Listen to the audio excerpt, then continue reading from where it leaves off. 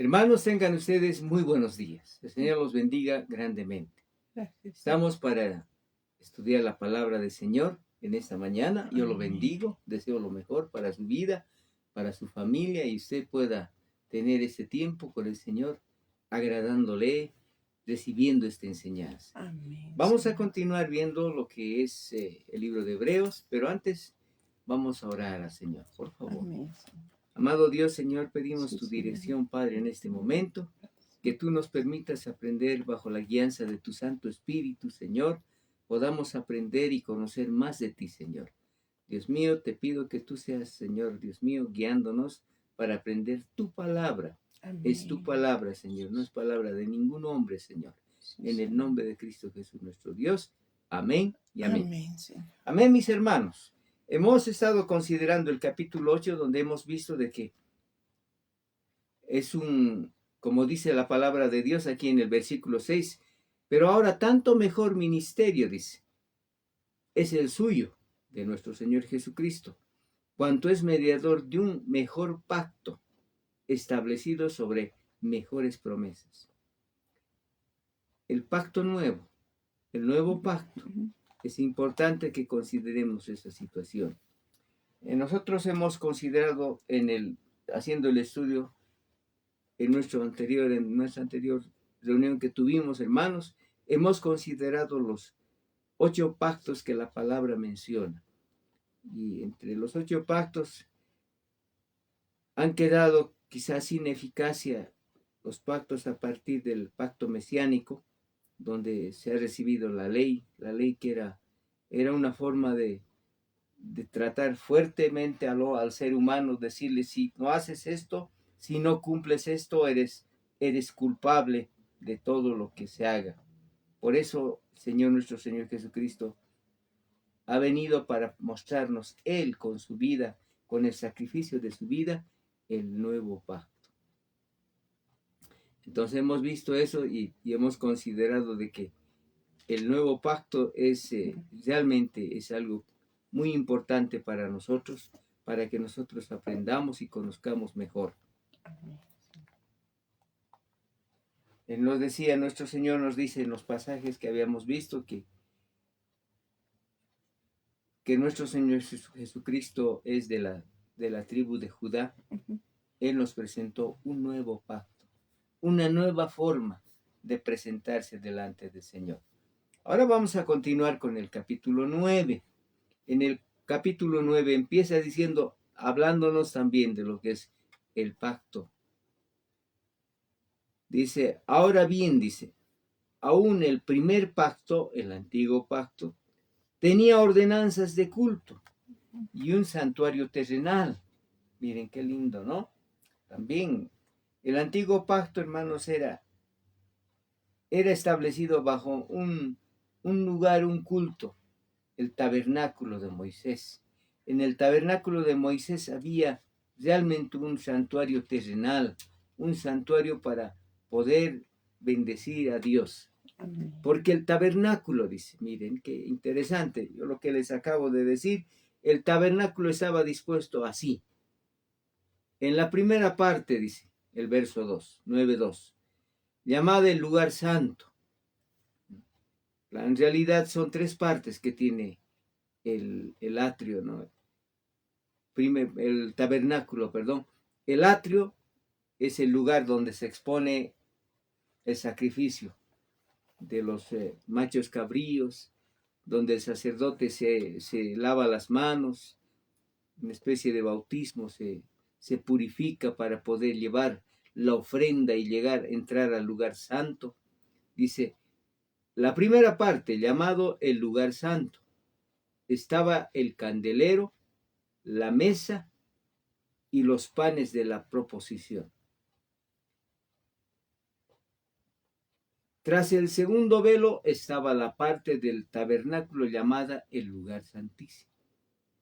El lugar santo, hermanos, es importante que volvamos al verso 2 y digamos lo siguiente. El lugar santo es algo bien especial en la vida del cristiano.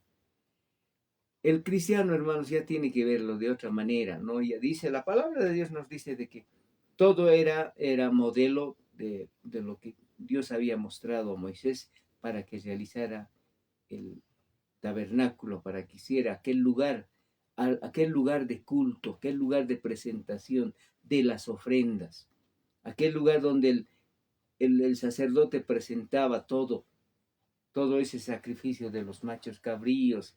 El sacerdote se lavaba las manos, se limpiaba, tenía que pasar al lugar santo. En el lugar santo, dice, existía algo bien importante. 3 aspectos eran bien importantes. Existía el candelabro. El candelabro era ese candelabro de 7 brazos, esculpido en una sola pieza. 7 brazos que son tipo de las 7 iglesias que se mencionan. Es figura de la iglesia. Y cada uno de los brazos era alumbrado por un pabilo de aceite. No tenía otra cosa. El aceite era que se encendía en aquel candelabro. Y estaba también aquella mesa donde se presentaba, dice, el incensario. Había un incensario en el lugar donde estaba el lugar santo. Había una mesa del incensario. Ahí estaban las oraciones de los santos, las oraciones del pueblo de Dios. Y también los panes de la proposición. ¿Qué significa? Que había 12 panes ahí, ubicados. ¿Qué eran los panes de la proposición? Eran los panes sin levadura, para presentar como figura de la mesa del Señor. Qué lindo. Eso es lo que había en el primer lugar, que es el lugar santo. Y había un velo. No, aquí dice, tras el segundo velo, primeramente había un velo, ¿no?, para pasar al lugar santo. Luego había otro segundo velo. Estaba en la parte del tabernáculo llamada el lugar santísimo. El lugar santísimo era el lugar donde pasaba el sumo sacerdote, el cual tenía, dice, un incensario de oro, y también tenía el arca del pacto. ¿Cómo era el arca del pacto? El arca del pacto era un arca, era algo especial, ¿no? Era una urna, así diremos, una urna cubierta de oro, donde 2 ángeles cubrían con sus alas para darle toda la gloria a Dios. Es como los ángeles estaban dando la gloria de Dios. Estaba el arca del pacto cubierta de oro por todas partes, en la que estaba una urna de oro. Miren, hermanos, había una caja, una urna, que contenía, dice, el maná. ¿Qué es el maná? Es figura de la palabra de Dios. El maná celestial.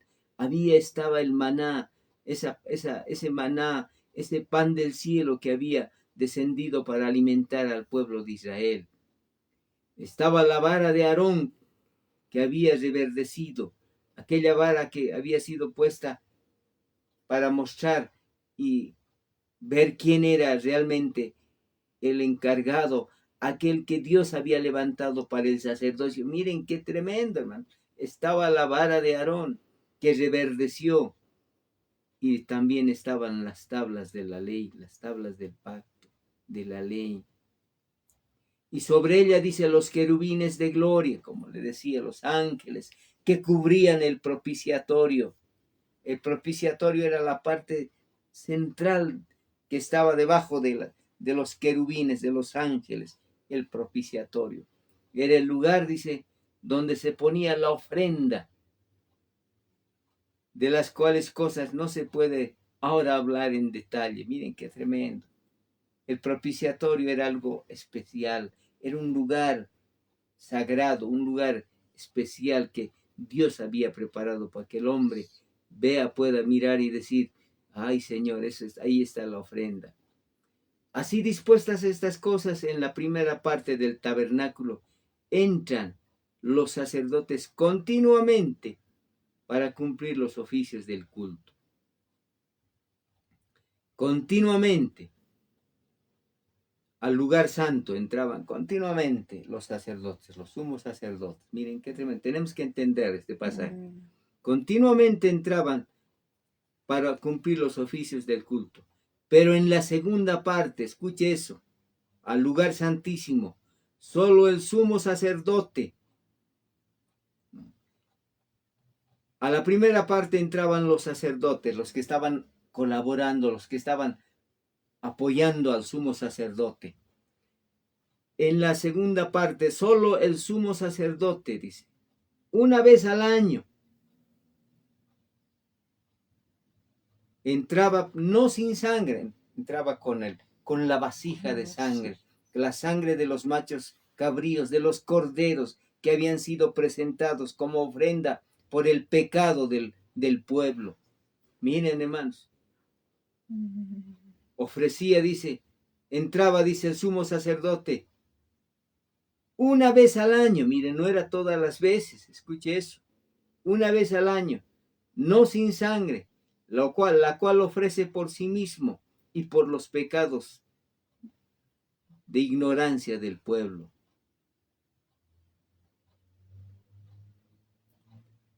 Dando el Espíritu Santo a entender con esto que aún no se había manifestado el camino al lugar santísimo, entre tanto que la primera parte del tabernáculo estuviese en pie. Qué importante es eso. La cual es símbolo para el tiempo presente, según el cual se presentan ofrendas y sacrificios que no pueden hacer perfecto en cuanto a la conciencia al que practica este culto. En ese tiempo era así, hermanos. Esa ofrenda que presentaba el sacerdote, el sumo sacerdote, no lo hacía perfecto, hermanos. Porque ya les decía de que el sumo sacerdote cuando pasaba, hermanos, tenía que pasar echándose al piso. Debajo de aquel velo tenía que pasar, atado con una soga, sonando una campanilla que sonaba, tin, tin, sonaba la campanilla, así pasaba. Cuando la campanilla dejaba de sonar es que el sumo sacerdote había cometido alguna falta y era muerto. Delante del Señor no se presentaba así fácilmente cualquiera, hermanos. No podía ser perfecto a nadie en cuanto a la conciencia al que practica este culto. Ya que consiste solo, dice, de comidas y bebidas, de diversas abluciones, diversas mezclas, diversas cosas, y ordenanzas acerca de la carne, impuestas el tiempo de reformar las cosas. El sumo sacerdote en ese tiempo quizá estaba todavía pensando en tener algunas comidas, algunas otras cosas. Eso es lo que dice. Eso no era necesario, dice. ¿Saben qué, hermanos? Miren, yo quiero decirle algo muy importante. Nosotros somos ese tabernáculo, el tabernáculo de Dios. Cada cristiano se constituye el tabernáculo para presentar a Dios. Por eso es importante que nuestro cuerpo, que es figura del atrio, nuestra alma, que es figura del lugar santo, y nuestro espíritu, que es figura del lugar santísimo, esté bien con el Señor. Por eso el alma, hermanos, debe ser aquel lugar especial, aquel lugar que ofrezca a Dios, aquel lugar donde están las oraciones, está la mesa del Señor. Estemos en comunión perfecta con Dios, con el Señor, habiendo confesado todas nuestras culpas, todo lo malo que esté en nosotros. Entonces era importante esa situación. Para nosotros es importante de que se mencione todo esto. Por eso dice, ¿no? El sacerdote en ese tiempo no hacía perfecto a nadie, ni a la conciencia, ni a la práctica del culto. Pero estando el verso 11, miren qué lindo. Este es nuestro Señor Jesucristo. Pero estando ya presente Cristo, sumo sacerdote de los bienes venideros, por el más amplio y más perfecto tabernáculo. No, escuche esto, hermanos, y esto es lo que somos nosotros. Por el más perfecto tabernáculo, no hecho de manos, es decir, no de esta creación. O sea, no es terreno. El tabernáculo ya no es terreno. Y la ofrenda no por sangre de machos cabríos, ni de becerros, sino por su propia sangre, la sangre de Cristo Jesús. Es el precio que pagó por nuestro pecado. Entró una vez para siempre. Él entró en el lugar santísimo, allá en el altar de Dios. Entró en el lugar santísimo, habiendo obtenido eterna redención para nosotros. Porque si la sangre de los toros y de los machos cabríos y las cenizas de la becerra, rociadas a los inmundos, santificaban para la purificación de la carne. ¿Qué purificaba la carne? Limpiaba el cuerpo, nada más, hermanos. Limpiaba ese momento. Quizás, hermanos, la confesión de su falta. ¿Cuánto más, dice, la sangre de Cristo, la cual mediante el Espíritu Eterno se ofreció a sí mismo sin mancha? Cristo Jesús se ofreció así, hermanos. Sin mancha a Dios, limpiará vuestras conciencias. Miren, hermanos, de obras muertas. Hermanos, ya hablamos algo, ¿verdad?, de las obras muertas. Las obras muertas es todo lo que hacíamos antes. Todas las cosas malas que hacíamos antes de conocer al Señor. ¿Para qué? Dice, para que sirvamos al Dios vivo. Así que por esto mismo, por todo esto lo que estamos hablando, es mediador de un nuevo pacto, para que interviniendo muerte para la remisión de las transgresiones que había bajo el primer pacto. La gente estaba fallando, estaba transgrediendo la obediencia a Dios. Por eso el nuevo pacto con Cristo Jesús, amén, nuestro Señor, como mediador. Él es el mediador del nuevo pacto. Dice que bajo el primer pacto, la gente cometía toda clase de equivocaciones.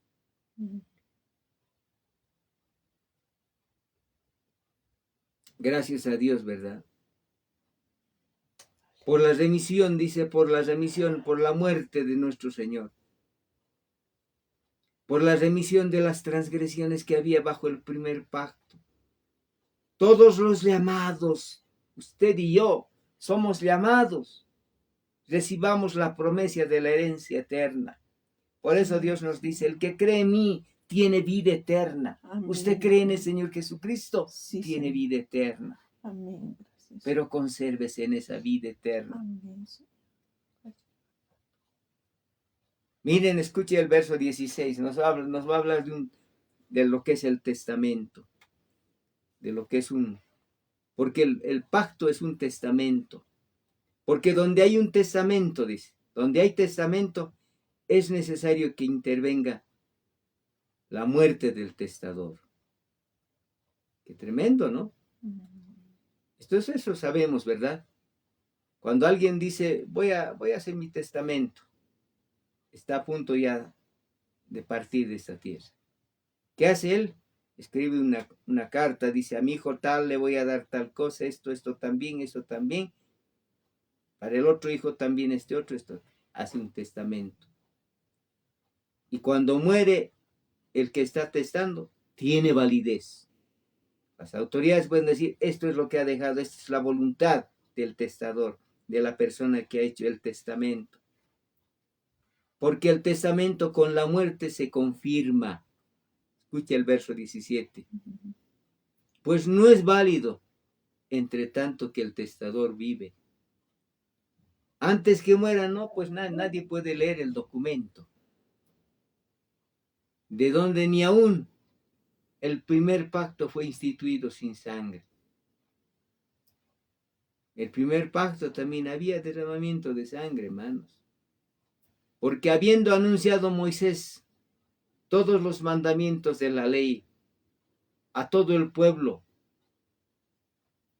tomó la sangre de los becerros y de los machos cabríos, con agua, lana escarlata e hisopo, y roció el mismo libro y también a todo el pueblo. Qué tremendo, hermanos. Moisés derramó la sangre. ¿Cómo habrán recibido una gota? Le habrá caído a alguien y diga, ay, Señor, esto es tu bendición. Diciendo, esta es la sangre del pacto que Dios os ha mandado, decía Moisés. Esta es la sangre del pacto. Además de este rocío también con la sangre, dice. Además dice que Moisés roció también con la sangre el tabernáculo y todos los vasos del ministerio. Miren qué tremendo, hermanos. Y casi todo es purificado según la ley con sangre. Y sin derramamiento de sangre no se hace remisión. Y aquí nos aclara, hermanos. El tabernáculo de Moisés no fue en vano, hermanos. Fue necesario, dice, que las figuras de las cosas celestiales fuesen purificadas, así. Pero las cosas celestiales mismas son mejores sacrificio que esto. Hermanos, nuestro sumo sacerdote presentó nuestra ofrenda allá en los cielos. El sacrificio de Cristo Jesús llegó a los cielos, hermanos, al altar de Dios. Porque no entró Cristo en el santuario hecho de mano, figura del verdadero, sino en el cielo mismo. Escuche eso. Para presentarse ahora por nosotros ante Dios.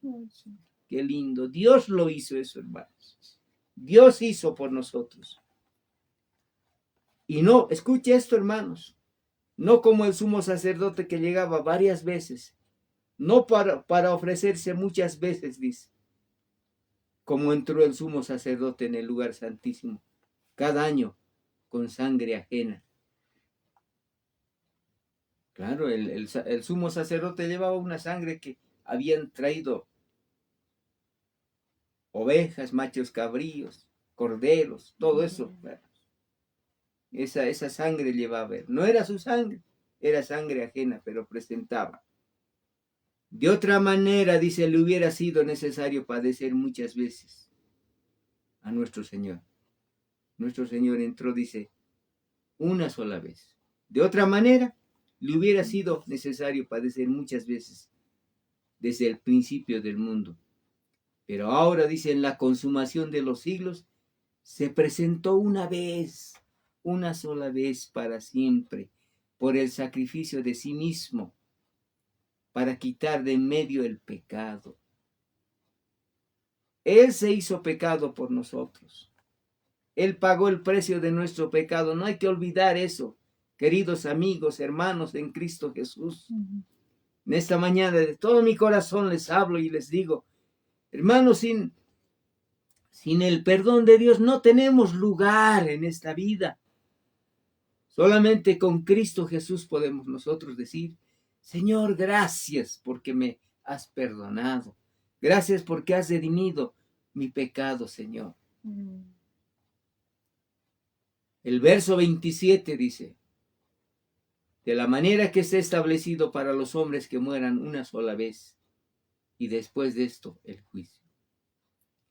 El hombre, hermanos, debe morir, va a morir una sola vez, hermanos. No puede morir varias veces. No puede, por eso, hermanos, cuando se habla de los muertos, se dice, no, el alma que aquí no hay tal cosa. Volvió tal persona, no volvió. Si murió en Cristo Jesús está durmiendo. Si murió en Cristo Jesús, esa alma está en la presencia del Señor. Y cuando el Señor vuelva, esa alma volverá al cuerpo que está en la tumba. Juntamente con el Espíritu volverán y le darán vida nuevamente. Nuevamente podrá levantar sus manos y decir, Señor, eres mi Dios, mi Señor. Por eso dice, está establecido.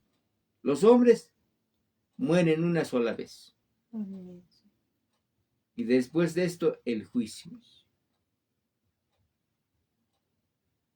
Así también dice, Cristo fue ofrecido una sola vez para llevar los pecados de muchos y aparecerá por segunda vez sin relación con el pecado para salvar a los que le esperan.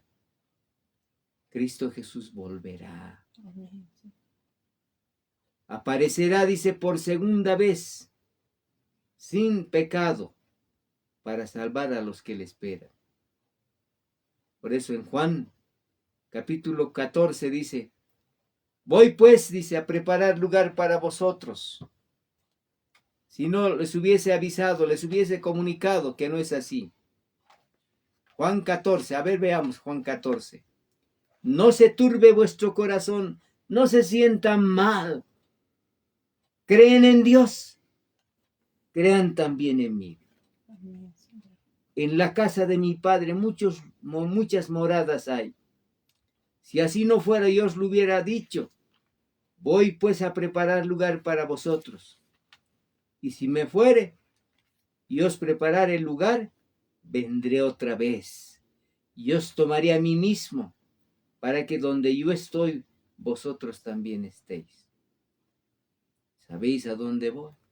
Sabéis el camino. Él es el camino. Por eso dice el verso 6 aquí en el 14:6. Yo soy el camino, la verdad y la vida. Nadie viene al Padre sino por mí, dice el Señor. Amén, Señor. Por eso, hermanos, miren, el pasaje que estamos viendo de Hebreos, realmente nos consterna, nos llama la atención, nos reflexiona, nos hace pensar y decir, Señor, tú has hecho el sacrificio por nosotros. Tú te has presentado como ofrenda por nuestros pecados. Una sola vez te presentaste y lo has hecho, Señor, de la mejor manera. No como el sumo sacerdote aquí en la tierra, que se presentaba muchas veces, sino una sola vez te presentaste. Gracias a Dios. Sí, Señor. Gracias realmente, Señor, por toda la bendición que tú nos das. Queridos hermanos, vamos a agradecer a Dios. Vamos a bendecir el nombre del Señor. Si usted ha sido, Amén, si ha sido Señor. en esta mañana, el Espíritu Santo toca su vida. Le pido que oremos al Señor. Amén. Si usted no conoce a Cristo Jesús, si usted no se ha rendido, es el momento que le diga, Señor, yo abro mi corazón. Te abro a ti, Señor, yo quiero ser parte de ti. Amén. Porque tú eres, Señor, Sí, Dios Señor. mío, mi sumo sacerdote, Sí, Señor. mi Señor que me restauró, mi Señor que me ha limpiado de todo pecado. Señor Dios mío, Padre Santo, en el nombre de Cristo Jesús, Sí, Señor. pido a ti toda la bendición, Señor, Sí, Padre. la bendición que tú tienes para todo ser humano que se arrepiente. Dios mío, en esta mañana, bendecimos a todo hermano, a todo cristiano creyente, a todo cristiano, Señor, creyente, aquel creyente verdadero, aquel que ha dicho, Señor, con sus labios, ha confesado que tú eres Dios, que tú eres Señor. Pedimos toda esa bendición tuya, Señor, para que todos, Señor, podamos entrar en el reposo tuyo, Señor. Amén, Señor. En el nombre de Cristo Jesús, nuestro Dios. Señor. Gracias, Padre. Gracias, Señor. Gracias, Señor. Gracias, mi Dios. Gracias. Dele gracias a Dios. Amén. Agradézcale a Dios. Dígale gracias, Señor. Esta es palabra del Señor, no es Amén. palabra de hombre, es palabra de Dios. en el nombre de Cristo Jesús. Que Dios lo bendiga, que Dios lo tenga con bien a usted. Amén. Que el Señor los bendiga, hermanos. Estaremos Dios en nuestra bendiga, próxima pastor. reunión. Amén. Dios te bendiga.